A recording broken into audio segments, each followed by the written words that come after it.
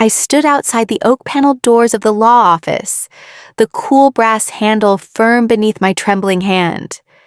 I could see my reflection in the frosted glass, a woman who looked calm, collected, even regal in black, but inside I was anything but calm. Inside I was shaking, because I already knew. Somehow I knew this day wasn't going to go in my favor.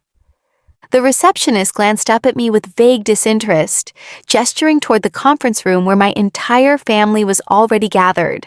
Entire family, but never whole. Not when they spent so much time pretending I didn't exist. As I stepped inside, the tension in the air greeted me like an old friend. My parents were seated at the long table, backs straight, faces carved from stone. My sister Ava sat between them like she belonged on a throne instead of a leather chair, polished, posed, and perfectly smug. She didn't even try to hide the smirk curling on her lips when she saw me. "You made it," she said. Not a welcome, a taunt. I ignored her, scanning the room for any sign of warmth, of fairness, of my grandfather's presence lingering in the place where his legacy would be decided. But all I saw were vultures wearing pearls and pressed suits, waiting to pick apart whatever was left of him. I sat alone at the far end of the table. No hugs, no greetings, just silence. Mr. Finch, the family lawyer, shuffled his papers and cleared his throat. "Thank you all for coming. Today we will review the final will and testament of Frederick Lawrence, your father, grandfather, and the sole owner of the Lawrence estate."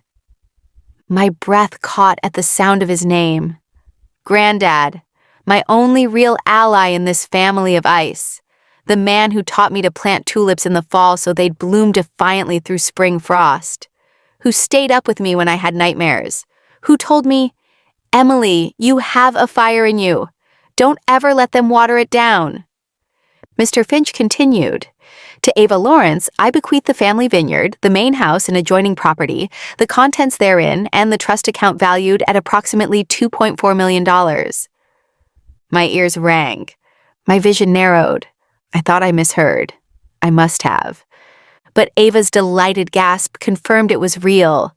She turned toward our parents, who both beamed like she'd won an Olympic medal.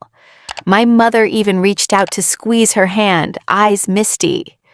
"You deserve this, sweetheart," she whispered loud enough for me to hear. "You're the responsible one." And just like that, the knife turned. Mr. Finch barely paused before continuing. "To Emily Lawrence, I leave the personal library and a collection of handwritten journals and notebooks." That was it. No land, no home, no financial security, no acknowledgement of everything I'd sacrificed over the years. Not the holidays I spent nursing Granddad after surgery while Ava flew off to Paris. Not the months I spent helping him manage the vineyard's records when no one else bothered. Not the nights I listened to him cry over being ignored by his own children. They left me the books. Ava burst into laughter. "Well, that makes sense," she snorted. "You always were the bookworm. Enjoy your bedtime stories, sis." I couldn't breathe. I sat still, but inside me something ruptured. Not a tantrum, not even anger. It was betrayal, cold and quiet, threading itself through my veins like poison. I looked at my father, hoping, desperate for a glance of regret, of shame. Nothing. He wouldn't even meet my eyes. I stared down at the polished wood of the table and wondered how a heart could break so silently that the world kept spinning as if nothing had happened. The room emptied out. Ava was already talking about redecorating the estate. My parents followed her, laughing, proud, like I was never part of their blueprint, like I was just a smudge on their perfect canvas. When they were gone, I stayed seated, alone. Eventually, Mr. Finch returned and slid a small box across the table toward me. "Your grandfather left this for you privately," he said, almost gently. I opened it. Inside was a faded leather-bound journal. My fingers trembled as I lifted it. On the first page, in his unmistakable scrawl, were the words, "If you're reading this, Emily, then I failed to protect you while I was alive. But I've left you something bigger than land. Start with page 76. Let them think they won. They never knew what I was really building for you."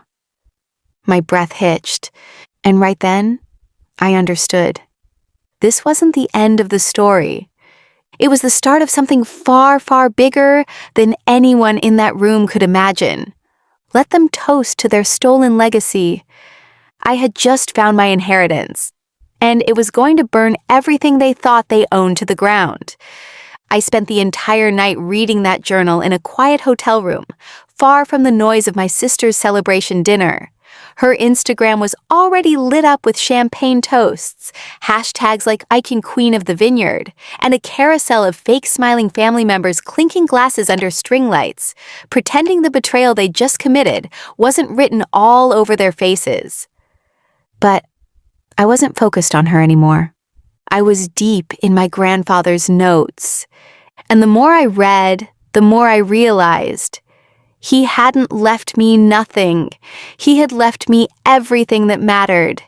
Hidden between pages of memories and vineyard maintenance logs were details about a separate land parcel, a stretch of hillside he had quietly purchased years ago, titled in the name of a shell company. No one else knew about it. Not my father, not Ava, not even the family lawyer. But Granddad had documented everything in code and tucked a notarized deed in the back cover of the journal. Alongside it, a letter. "They think in terms of wine. You think in terms of empire. Build it. Make them knock on your door one day and decide for yourself whether to answer." The next morning, I packed my bags and left town before the sun rose.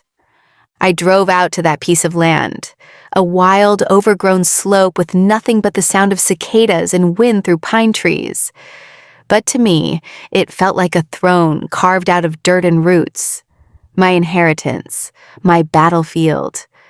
I cashed in every bond Granddad had quietly left me, liquidated every asset I owned, and took out a silent investor loan under a business name I knew no one in the family would recognize.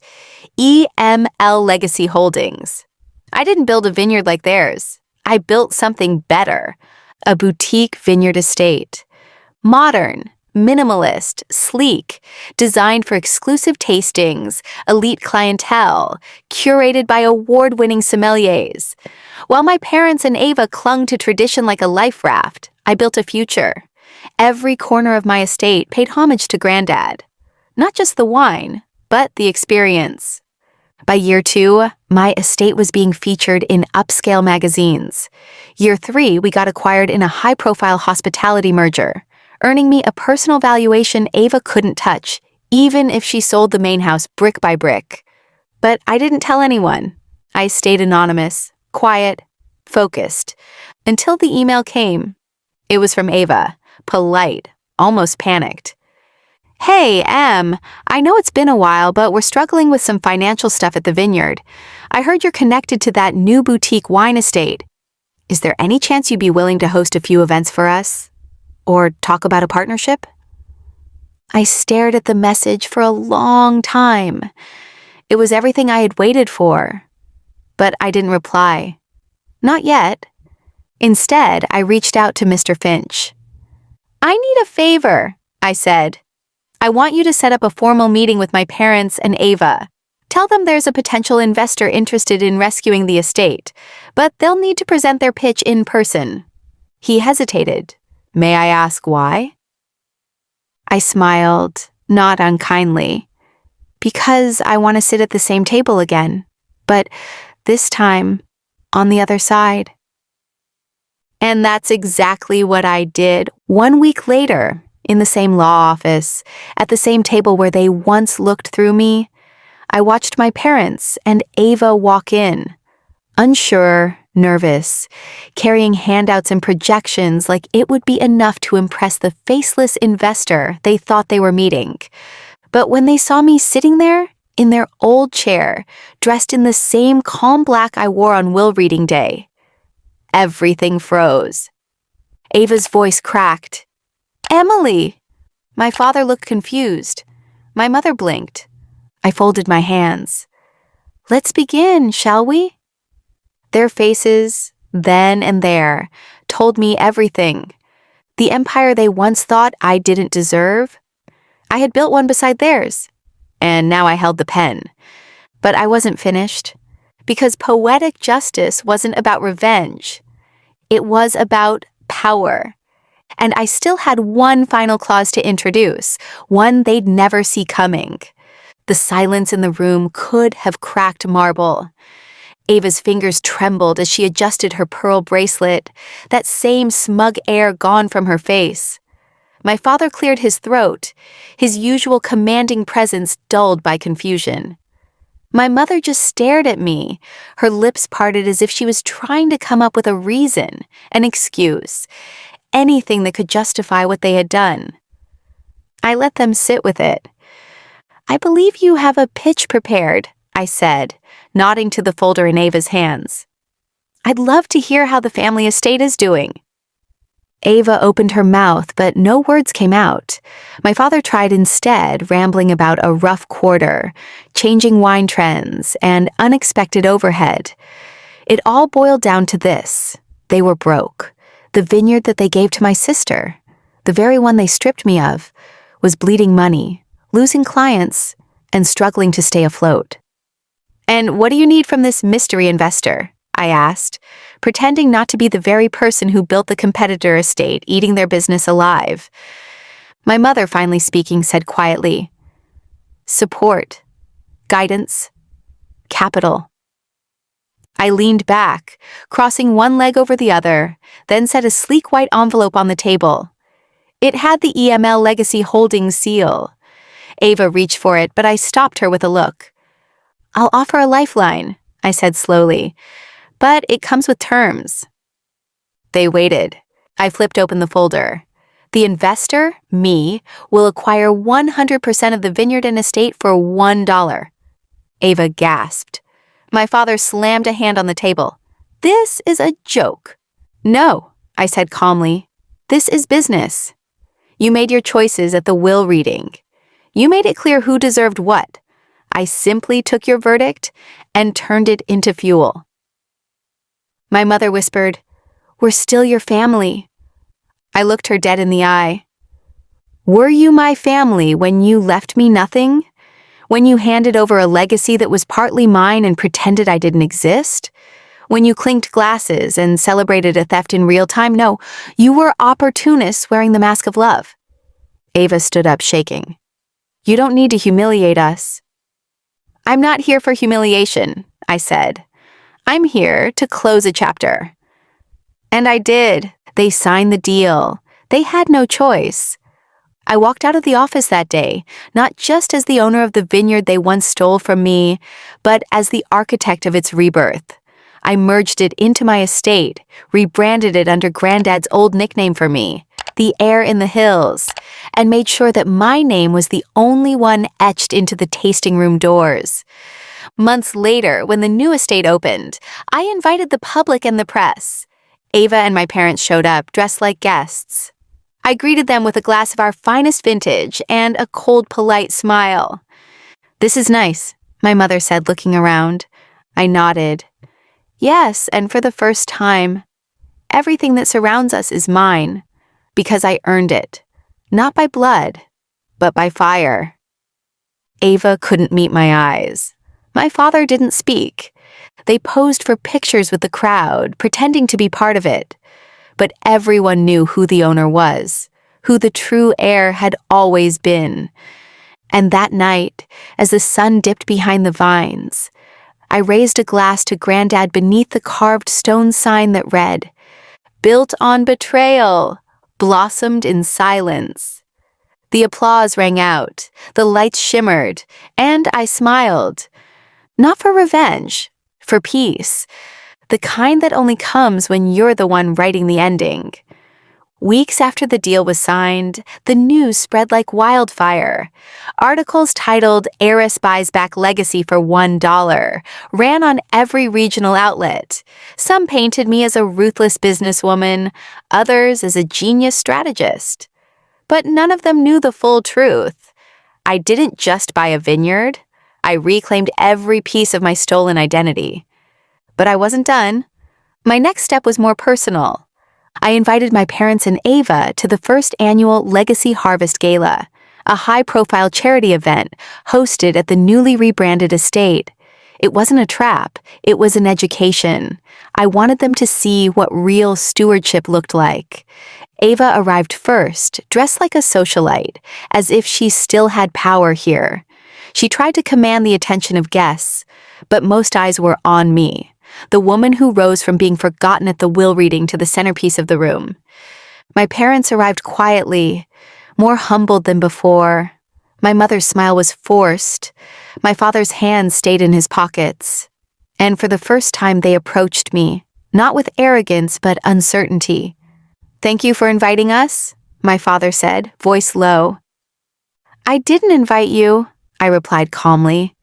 "My assistant sent the invitations. I wasn't sure if you'd show. You never do when it counts." My mother flinched. "We made a mistake." I sipped my wine. "No, you made a choice. Let's not rewrite history." Ava stood beside me awkwardly, pretending to admire the wine display. "I see you've made improvements." "I rebuilt it," I corrected. Improvements imply, you left something worth keeping. I could see her, choking on her pride. Then came the announcement. A scholarship fund named after my grandfather, fully funded by me, a tribute to the only person who believed in me. The crowd applauded. My parents didn't clap. Ava looked stunned. But it didn't end there. I took the stage, heart steady. "I want to thank every guest who stood by me when my name wasn't attached to this estate. Tonight isn't about revenge. It's about remembering where we came from and who tried to erase us." There was a pause. Some caught the undertone. I continued. "Blood doesn't make you family. Honor does. And legacy isn't inherited. It's earned." That night, I gave a silent toast to the girl I once was, the one who watched her share vanish at a polished oak table, who cried behind the courthouse, who packed her life into a suitcase with no return ticket. That girl was gone. In her place stood a woman who didn't need their approval, their inheritance, or their seats at the table, because she had built her own. After the gala, things didn't quiet down. In fact, the silence from my family grew louder. There were no messages, no apologies, no attempts at reconciliation, not even fake ones. And that's when I realized the only thing more threatening to people like them than your anger is your indifference. I didn't need to burn bridges. I had simply outgrown their road. But life had its own timing. 2 months later, I received an unexpected call from the family lawyer. Apparently, Ava's attempt to modernize the winery had spiraled into chaos before I acquired it. She had sold off vintage reserves to pay for influencer campaigns, installed overpriced renovations, and signed a shady distribution deal that was now under legal fire. There were pending lawsuits. She was being sued for breach of contract. And because her name was on all the documents my parents signed over to her, they were now co-liable as guarantors. Their fortune, what was left of it, was unraveling faster than anyone had anticipated. When I hung up, I wasn't shocked. I was still, quiet, because this wasn't revenge I had engineered. It was karma they had blindly nurtured while cutting me out. But then came the true irony. They came to me. First, Ava, panicked, desperate. She asked for a conversation, suggesting a potential partnership. She tried to spin it like we were stronger as sisters. I let her finish her speech before replying. "You didn't think I was strong enough to sit at the table. Why would I carry it for you now?" She stammered. "I made mistakes." "No," I said, looking her in the eye. "You made decisions. So did I." Then came my parents. They didn't ask for money. They asked for mercy. "We're losing everything," my father said quietly. "The house, the assets, it's all unraveling." I stayed silent. My mother, her voice shaking, added, "We know we failed you." "You didn't fail me," I answered. "You erased me, but I redrew myself." They looked smaller now, not in height, in weight, in presence. The once commanding energy was gone. For the first time, they weren't towering figures in my life. They were just people, flawed, fragile, and far too late. I didn't scream, I didn't cry, I didn't even gloat.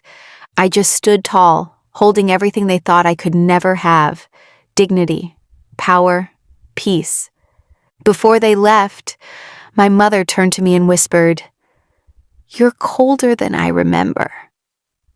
I met her gaze. "Number, I'm clearer than you ever allowed me to be." That night, I didn't celebrate. I simply exhaled. It wasn't about revenge anymore. It was about return. And I had already arrived. I had always imagined that vindication would feel like fireworks, explosive, loud, triumphant. But the real thing? It was quieter, deeper, like the stillness after a storm that lets you finally breathe. After I closed the door on my parents that day, something inside me settled. It wasn't satisfaction. It was liberation. But life once again had more layers to peel. 3 weeks later, I received a formal invitation, one that nearly made me laugh. It was for a charity fundraiser, hosted by none other than my sister, Ava. The event was meant to restore faith in the family brand, now tattered after her business failure. I knew exactly what this was: damage control. She wanted to use my name, my success, to shine up her shattered image. What she didn't know was that the new venue they had booked for the fundraiser, it was mine. Purchased through a shell company only 2 days prior, I decided to attend, but not out of pettiness, out of precision.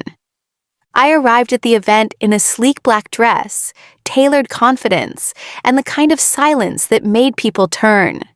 The room was filled with socialites, investors, journalists, all pretending not to be aware of the scandal still lingering over Ava's head. When I walked in, heads turned, murmurs sparked like fireflies. Ava approached me, her smile stretched thin. "You came," she said, voice tight. "I never miss a chance to support a good cause," I replied, raising my glass. The night went on with awkward toasts and half-hearted applause, but the climax came when the venue manager, my employee, walked on stage to thank the anonymous donor who had purchased the property and offered it rent-free for the night's event. And then he said my name.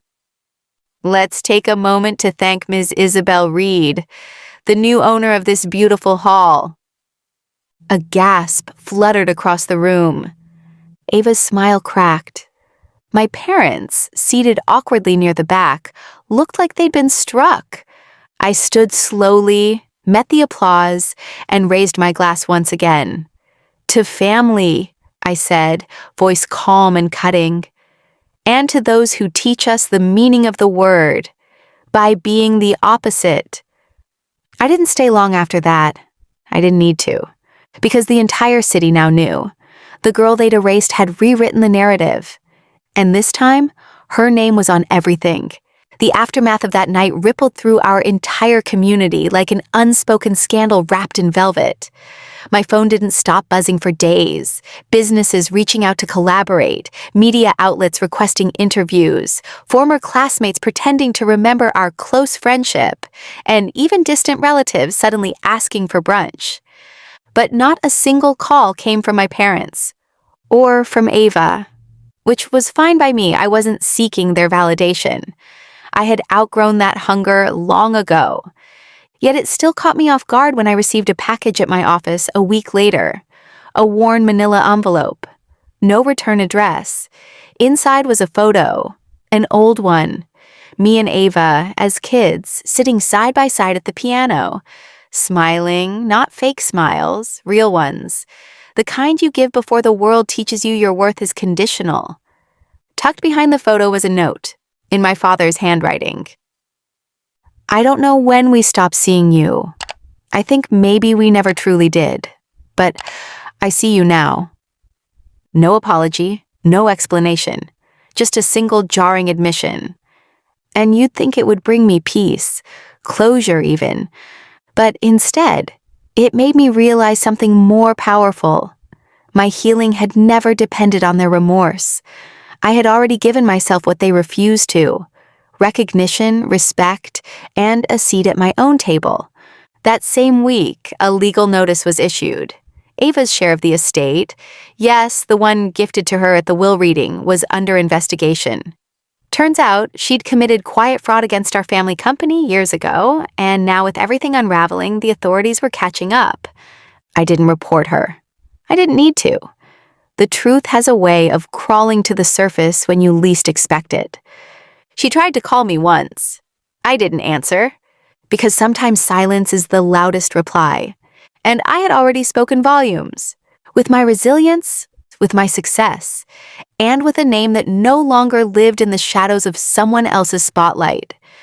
The days that followed felt surreal, like the weight I had carried all my life had finally been peeled off layer by layer. I walked into my office, into meetings, into rooms that once made me feel like I had to prove myself just to exist. And now, I walked in as someone who didn't owe anyone an explanation. I had rewritten the narrative, not just for myself, but for every daughter dismissed, every woman overshadowed by a prettier, louder, or more favored sibling.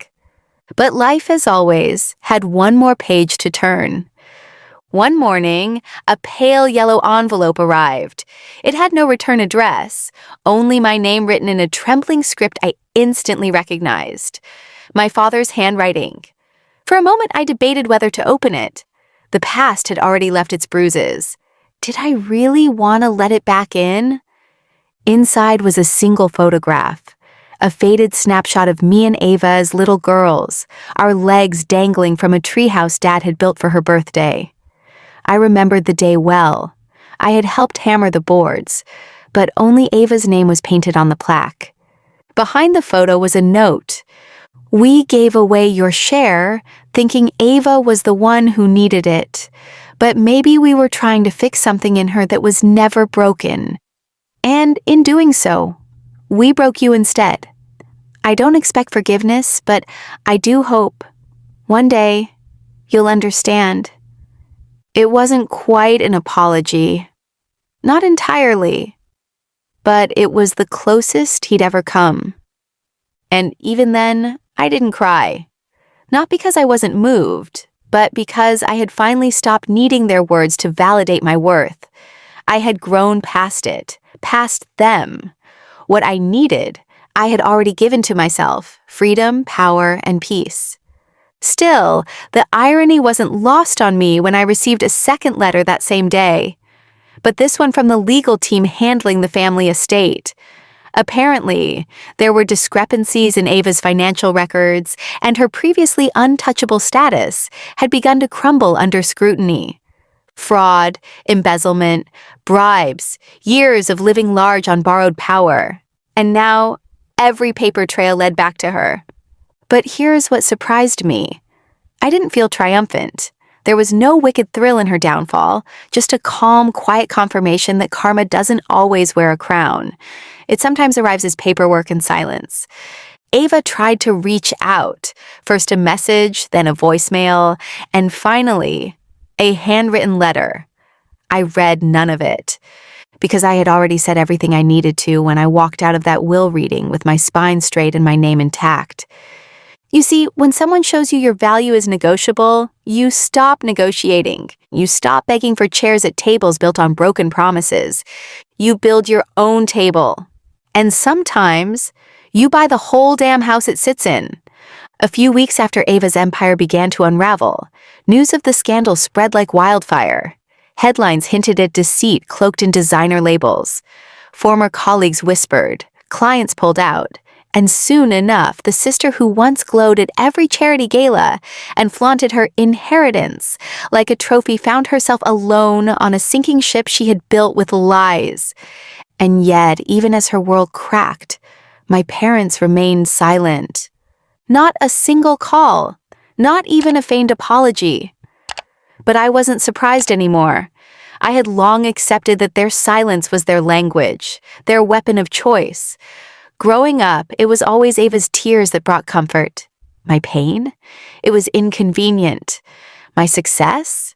It was either ignored or hijacked. Even my voice, they'd muted it long before I learned how to use it. So when Ava showed up at my office one morning, pale, thinner than I'd ever seen her, with hollow eyes and trembling fingers, I didn't send security.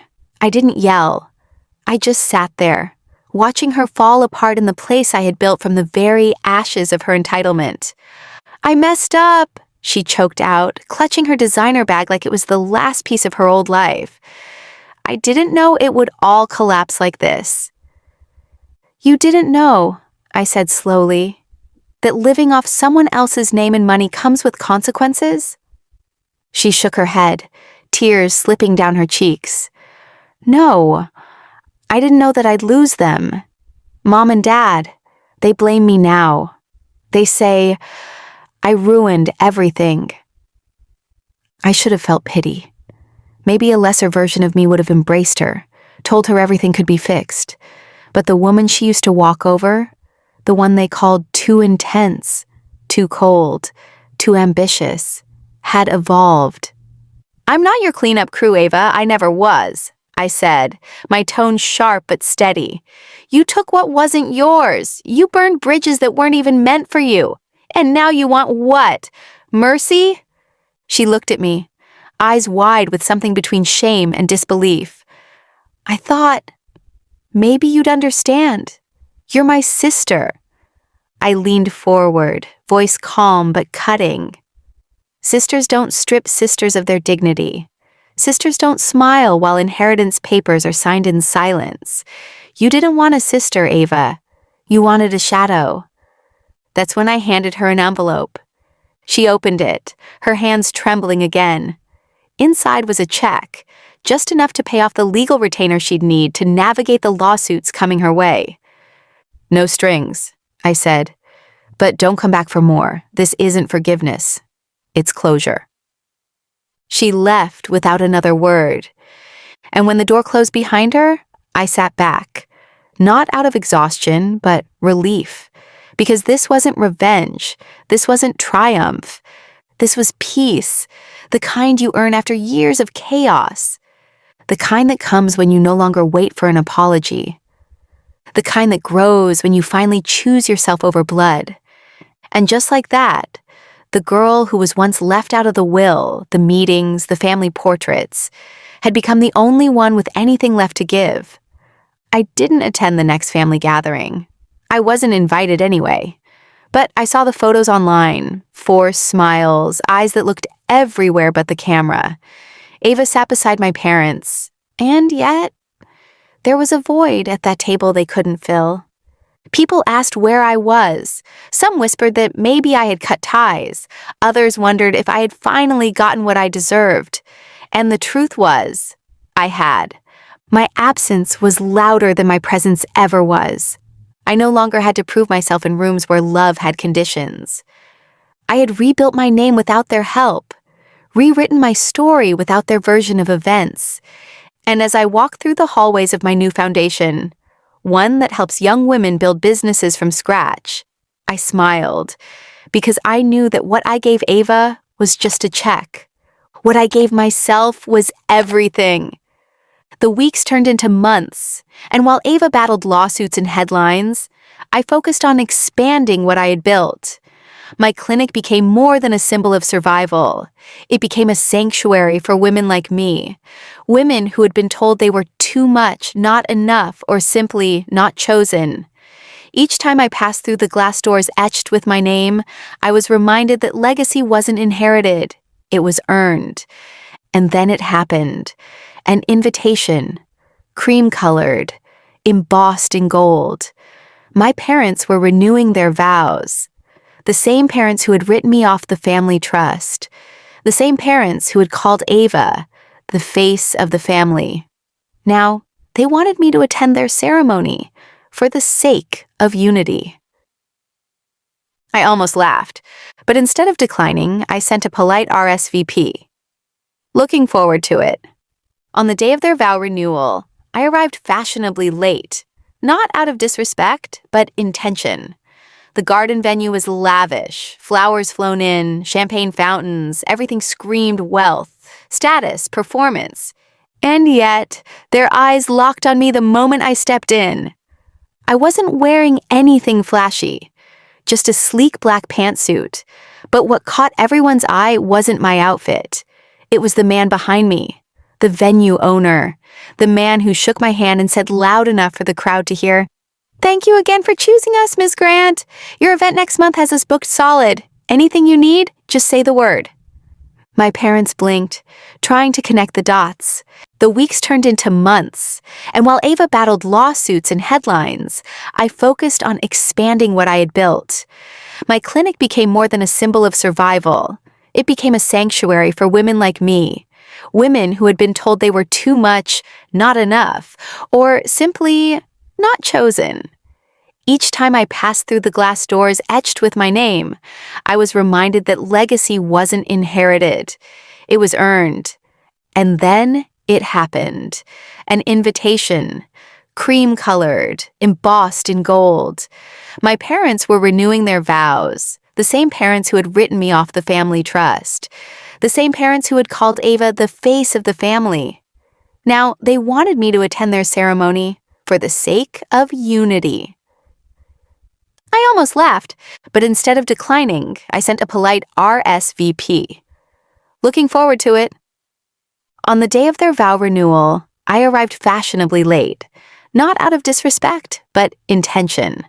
The garden venue was lavish, flowers flown in, champagne fountains, everything screamed wealth, status, performance. And yet, their eyes locked on me the moment I stepped in. I wasn't wearing anything flashy, just a sleek black pantsuit. But what caught everyone's eye wasn't my outfit.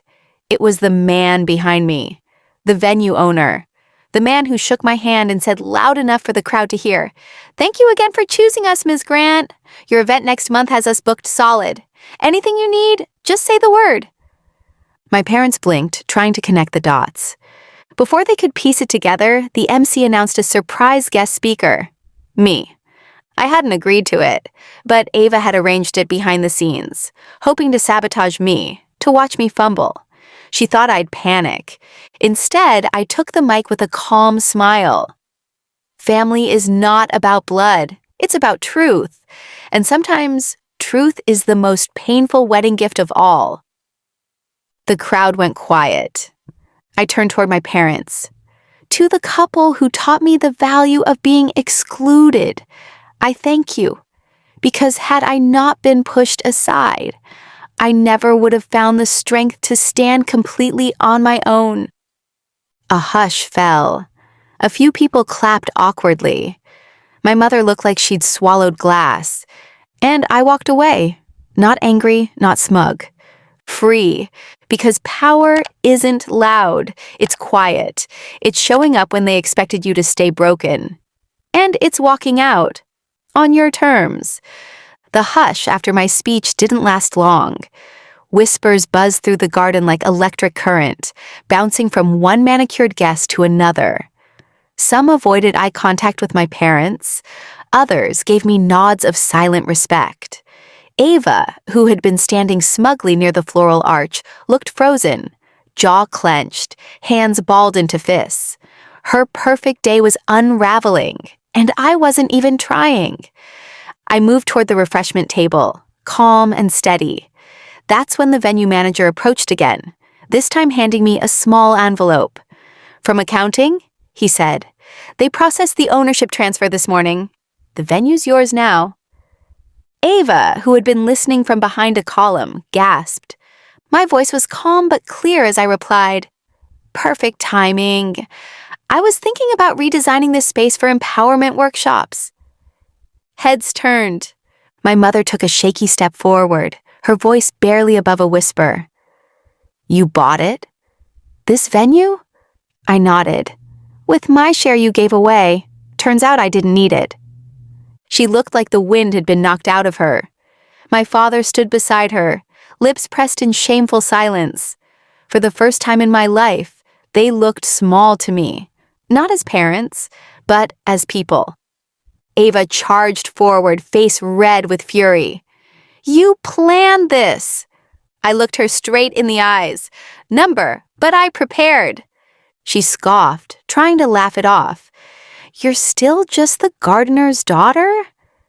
I leaned in, lowering my voice so only she could hear. "And yet, I'm the one holding the deed." That shut her up. I turned to the guests, who were now murmuring with intrigue and barely concealed admiration. "Enjoy the champagne! It's the last toast this venue will ever host for them." Then I walked away again, this time not just free, but victorious. Months passed, and the echoes of that day at the venue still rippled through the family. My parents tried to reach out after the event. Calls, messages, even mailed letters with half-hearted apologies, vague justifications, and awkward attempts to rewrite history. But I didn't respond. Silence became my boundary, and I guarded it like a fortress. I'd finally realized that being their daughter didn't mean I had to keep paying for their favoritism. I no longer needed their validation to feel worthy. I'd built my own foundation, not from inheritance or titles, but from the strength I earned crawling through their neglect. As for Ava, her business ventures began to crumble. The network that once coddled her began pulling away. Some people said it was karma. I didn't care enough to call it anything. What mattered more was what I created next. With the funds from my own investments and the now fully mine wedding venue, I transformed it into something meaningful. No longer a place for forced toasts and toxic family dinners, it became a retreat center for women like me, those cast aside, underestimated, forgotten. Each brick whispered the truth. You are not invisible. The press caught wind of the transformation. A few journalists reached out. One headline read, "Disinherited daughter buys venue that rejected her, then rewrites its legacy." It went viral. And that's when my parents truly understood what they'd lost. Not money, not property, but me. On the anniversary of the will reading, I hosted a private event at the venue, this time filled with laughter, healing, and real connection. No fake smiles, no backhanded compliments, just authenticity. Someone asked if I ever missed them. I answered honestly, I miss who I thought they were. And with that, I turned the last page on the life they wrote for me and started my own story. Theirs was full of conditions and comparisons. Mine? It's about freedom, strength, and never asking for a seat again, because I own the whole table now. Months passed, and the echoes of that day at the venue still rippled through the family. My parents tried to reach out after the event. Calls, messages, even mailed letters with half-hearted apologies, vague justifications, and awkward attempts to rewrite history. But I didn't respond.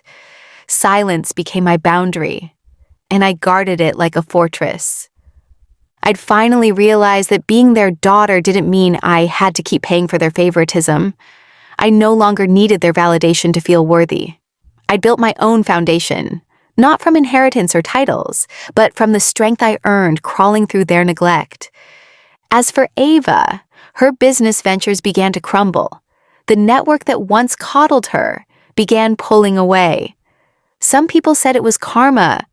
I didn't care enough to call it anything. What mattered more was what I created next. With the funds from my own investments and the now fully mine wedding venue, I transformed it into something meaningful. No longer a place for forced toast and toxic family dinners, it became a retreat center for women like me. Those cast aside, underestimated, forgotten. Each brick whispered the truth. You are not invisible. The press caught wind of the transformation. A few journalists reached out. One headline read, "Disinherited daughter buys venue that rejected her, then rewrites its legacy." It went viral. And that's when my parents truly understood what they'd lost. Not money, not property, but me. On the anniversary of the will reading, I hosted a private event at the venue, this time filled with laughter, healing, and real connection. No fake smiles, no backhanded compliments, just authenticity. Someone asked if I ever missed them. I answered honestly, I miss who I thought they were. And with that, I turned the last page on the life they wrote for me and started my own story. Theirs was full of conditions and comparisons. Mine? It's about freedom, strength, and never asking for a seat again, because I own the whole table now.